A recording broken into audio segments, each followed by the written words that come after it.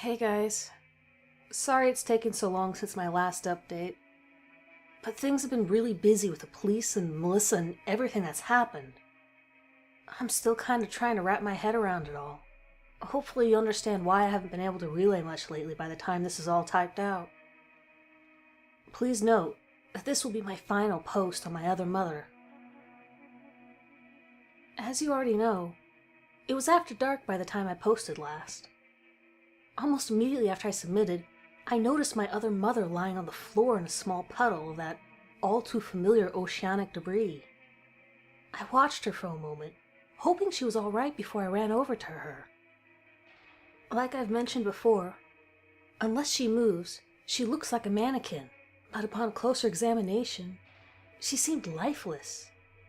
As silly as that sounds, all things considered. I've never been able to touch her, so it wasn't like I could take her pulse.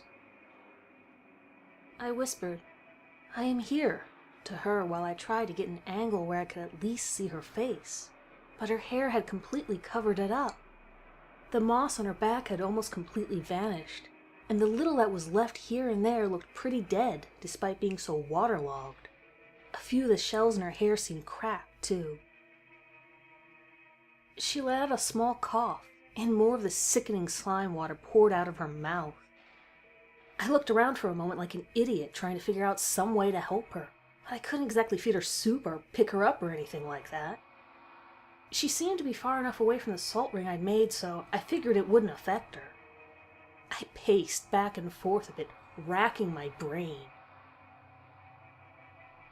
I know some of you out there are super good in the crisis, can somehow maintain a measure of calmness, or fly into action and get stuff done. But I'm seriously not like that. At all. The good news was, she seemed to be trying to get up, so at least she wasn't dead, or whatever the equivalent is if she's a ghost.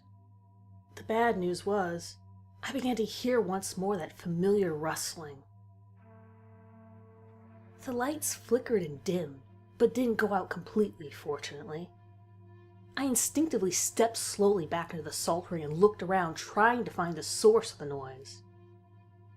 It was strange, like some kind of echo where you can't tell where it's coming from, or like it was using a supernatural ventriloquism. My fear heightened a bit when my other mother noticeably tried harder to stand, but every cough just kept her down. Around a minute later, the light seemed to give way to a form of shadow.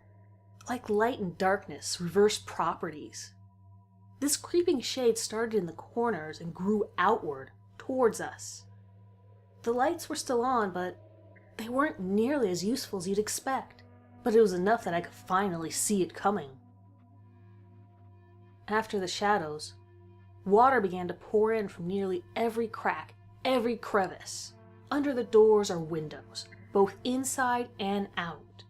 From the main door, from the closet down the hall, and I could even hear splashing falling down the stairs. The water reeked of a kind of rotting salt and seaweed as it pooled together a couple yards away from us. My other mother began scratching the floor towards me in what felt like a final effort to protect me from whatever this thing was. I could feel her protective warmth trying to focus around me, but with only a fraction of the power I'd felt before. Like the heat of a travel mug or a hot chocolate you hold with mittens.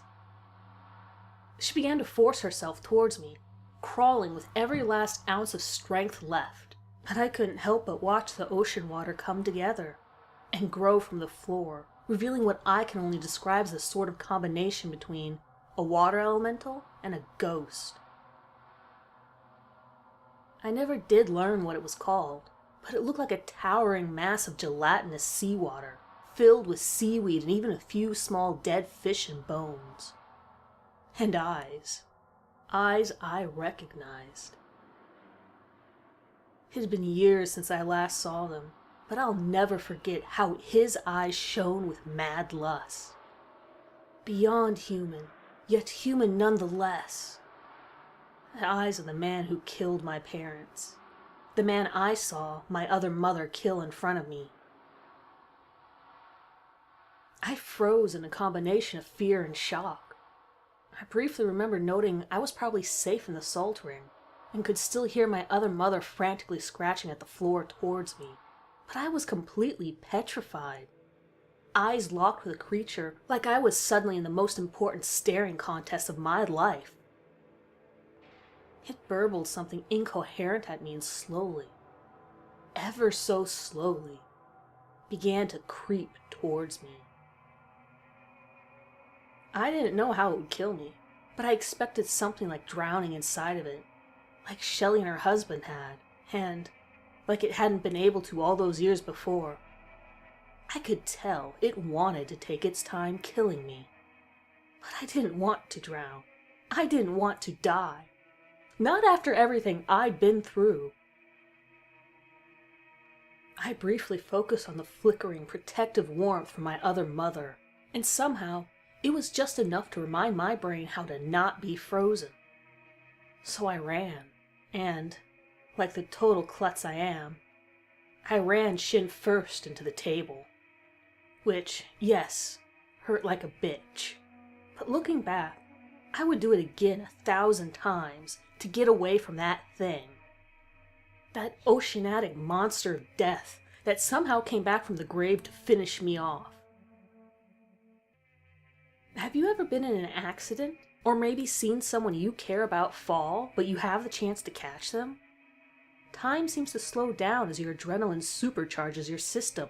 And as I fell from the impact, that same kind of fight or flight sense finally kicked in.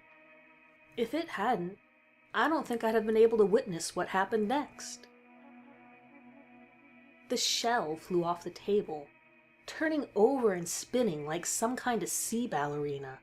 The dim lights reflected its multiple changing colors as it arced gracefully through the air. And with a blinding speed, my other mother shot up her arm and caught it perfectly.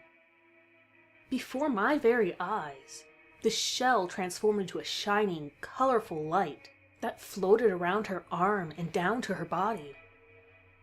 Her old, frail-looking skin pulled tight. The moss on her back regrew and fused into her, and the cracked shells in her hair reformed, cloaking her in a visible mass of the aura I knew all too well. The monster, noticing this, leapt into action, barreling towards me without giving me any chance to act.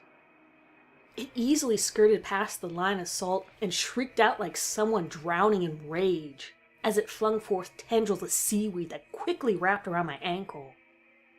It pulled hard and sent me straight to the floor in an instant, reeling me in.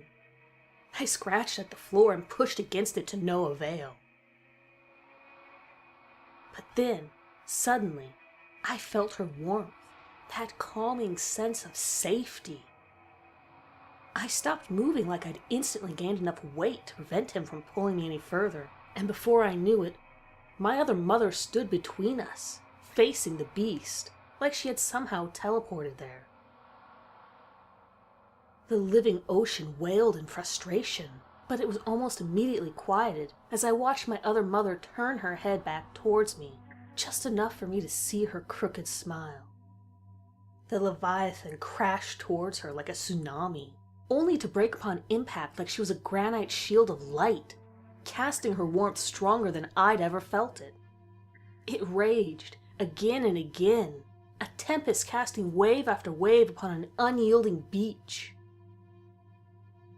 It reared back for another attempt as my other mother opened her arms towards it, catching the watery villain like the laws of physics forgot to apply to her.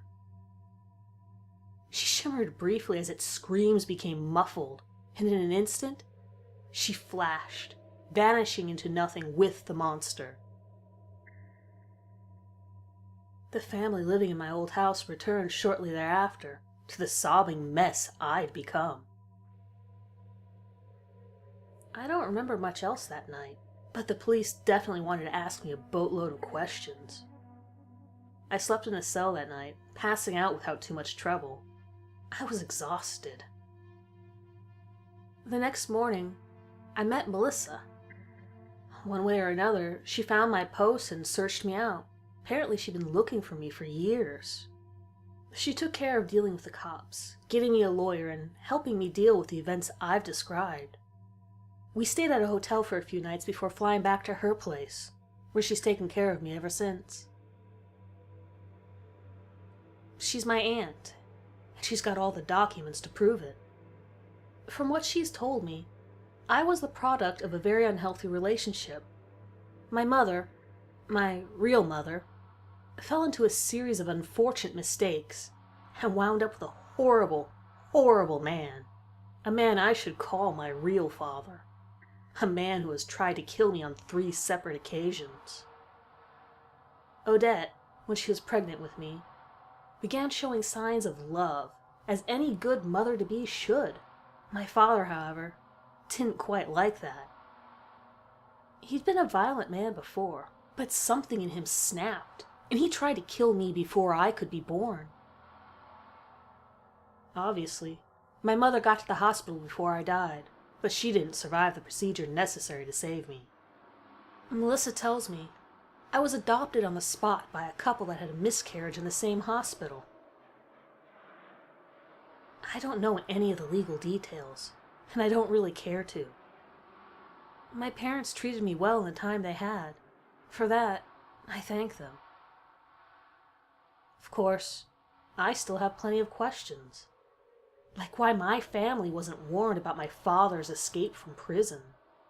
What allowed him to return from the dead? What the hell his monstrous form actually was? How my other mother was able to protect me all these years? And what was sapping her power? I'll be doing more research here and there to try and figure things out, but I don't expect to update you guys if I find anything. I'm trying to move on, get a normal life back, and I took a big step towards that today. Melissa took me to my mother's grave today. She gave me time there alone for a while so I could mourn properly, whatever that is. There's nothing proper about mourning. I didn't really know what to say, so I just sort of sat there wondering how things would have worked out if my father hadn't gone mad. If I could for once thank my other mother, spend some time with her, even for a moment. By the time I noticed my tears covering her tombstone, I felt a hand on my shoulder. I assumed it was Melissa, but it was too warm for that. I stood to turn around, facing my other mother for the first time since the night she saved me again. She looked younger, more human, and a bit like the photo I'd seen from the box I recovered. She stood radiant in the sunlight, the first time I'd ever seen her when it wasn't dark. I later asked Melissa if she was able to see her, but it seems she's only ever appeared to me. My mother, my other mother. She left me with a seashell from her hair that I will always cherish, and before she left, I finally got the chance to feel her warmth directly. She simply held me for about an hour, but it felt like the briefest of moments. When we finally broke the hug, I knew it was time for her to go. My other mother vanished softly as a warm breeze blew by, a breeze that seemed to whisper, "I am here."